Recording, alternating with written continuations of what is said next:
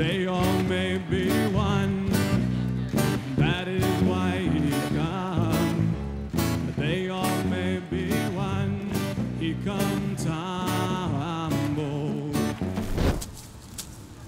I'm here with 4 of my colleagues from the United Church of Christ as part of our Mission 1 service activities.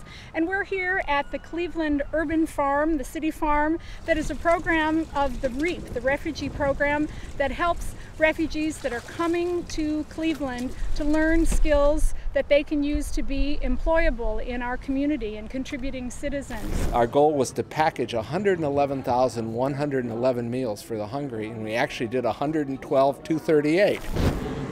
We're at St. Paul's United Church of Christ, and we're helping with the food distribution here from the Cleveland Food Bank. So we got buns down here if you just want to put it on top of the buns. Today we made chili and red skinned potatoes, which will be served with bread and butter. Oh, you're doing a wonderful job. What, thank you. You want some on the potato? Thank you kindly, everyone. You're welcome. Thank you. Dave and I happened to be on Facebook at the same time one evening, and he was bragging about the great meatballs that he had made for supper for he and his wife, and saying that he had used Bobby Flay's recipe from Bobby Flay's show, The Throwdown.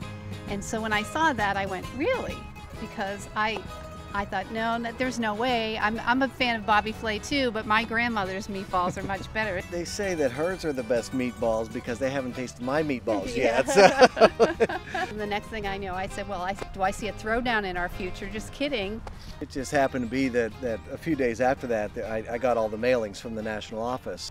And he called me a couple of days later and he said, you know, I was thinking Mission 1's coming up. Yeah. Maybe we could do a spaghetti meatball throwdown to raise money for Mission 1. And that was the genesis of the idea. When we had our initial meeting, we thought we'd make about 200 meatballs a piece, and figuring for 200 people. And then the publicity started, and the newspapers started picking it up, and the national office picked it up, and we're like, okay, let's make 400 meatballs now. It just kept growing and growing, and so it's been a really good thing. It's been a lot of fun to do, and we're excited to see what's going to happen this evening. So. Each person will have the opportunity to be able to vote. $1 equals 1 vote, so they can put $1 in the box. And no matter what, they're going to get probably the best spaghetti meatball dinner that they could have by coming here. And then whatever they bring as far as a canned good and monetary donation, it's going to go for a good cause. So it's a win-win situation no matter what. So. Well, we know we're going to disappoint one of you, but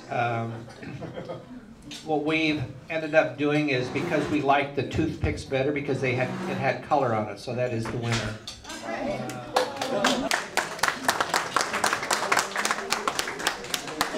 It's all good. It's all good. And we're just so delighted at the turnout. I mean, it's really exciting.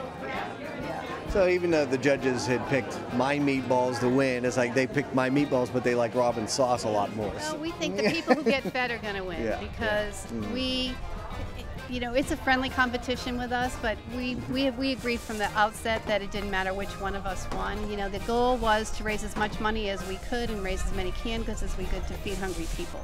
And so whatever comes out of that, I mean, those are the people that win. And in our community, coming together and doing what they do, our 2 churches, you know, whenever you get to feed people, it's always a good thing.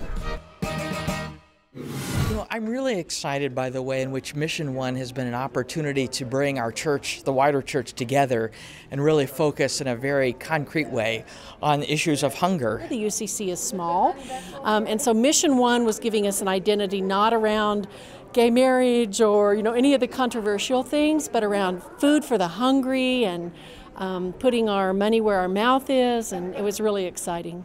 Mission 1, I think, is fantastic. It's like taking World Mission. I was a former missionary with Common Global, and it's like taking World Mission and bringing it home and letting people find a way to get hands-on involved, not just write a check, but also to say, hey, I made a difference.